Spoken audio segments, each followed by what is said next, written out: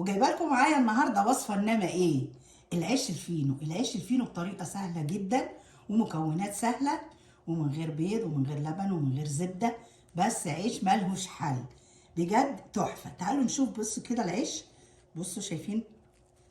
تعالوا نفتحوه، شايفين؟ ومش مكلف وبسيط.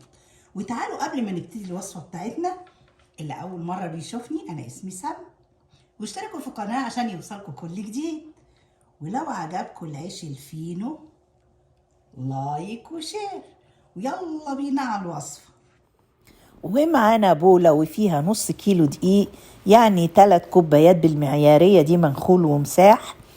ومعانا كمان معلقة خميرة كبيرة، نص معلقة ملح صغيرة، معلقة سكر كبيرة. ومعانا 1.5 كوباية مية دافية بالمعيارية برضو، وهننزل فيها الملح والسكر والخميرة ونقلبهم كويس. ونيجي جايين رايحين فين؟ على عجان، او ممكن تعجنيه بايدك، سهل قوي. هنجيب ونحط الكمية، على فكرة بيفرق من دقيق لدقيق، انا دقيق عندي عارفة معياره، لكن لو انتي ما تحطيش الخميرة في المية كلها. وكل ما كانت العجينة طرية كل ما كانت احلى. شايفين الجمال؟ وهنجيب بولة ونمسحها بالزيت، او ترشي بالزيت السبراي ده، احنا عندنا ده بيتباع سبراي زيت، او ترش تمسحي بالفرشة وتغطيه بالنايلون وتحطيه في حتة دافية يخمر ويتضاعف حجمه. ونشوف جماله بعد ما يخمر. بصي شكله عامل ازاي لما خمر، شكله جميل جدا. وتعالوا نمسح ايدينا بالزيت برضو، ونبتدي ننزل الخمر بتاعه ده خالص. يعني ايه؟ اكنك بتعجنيه من اول وجديد. هبطي الخمر خالص، وبعد كده هنكورها تاني ونحطها في البولة ونغطيها بالنايلون تاني، ونحطها في مكان دافي تخمر لتاني مرة. شايفين الجمال بقى لما خمرت؟ تحفة.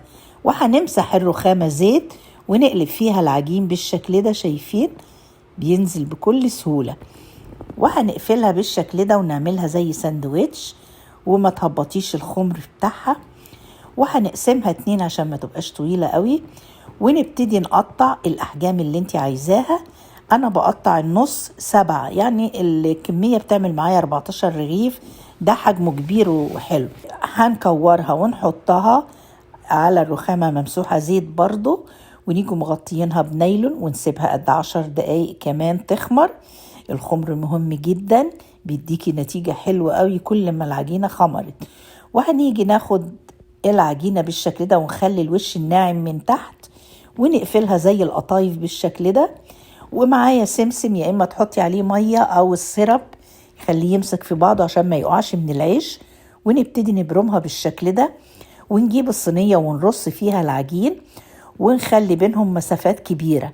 شايفة؟ بصي بنقفلها ازاي اكنها قطايف، ونحطها على السمسم ونبرمها ونسيب مسافة كبيرة لانه بيخمر قوي. ونرشه بالزيت تاني او نمسحيه بالفرشة ونسيبه لما يخمر بالشكل ده، ويكون الفرن جاهز على اعلى درجة عندك. وندخله الفرن بياخد من 7 ل10 دقايق. شايفين بقى طلع شكله جميل قد ايه؟ ريحته تجنن، والبيت مليان ريحة جميلة، يعني تحبي تاكليه عيش حاف. وكده خلصنا العيش بتاعنا. شايفين بنص كيلو عملنا قد ايه؟ عملنا 14 رغيف، بس الرغيف مش زي بتاع السوق، الرغيف يعمل 3 من بتاع السوق. شايفين جماله؟ بجد طالع تحفة وخفيف جدا وجميل، وبجد بجد طعم وريح.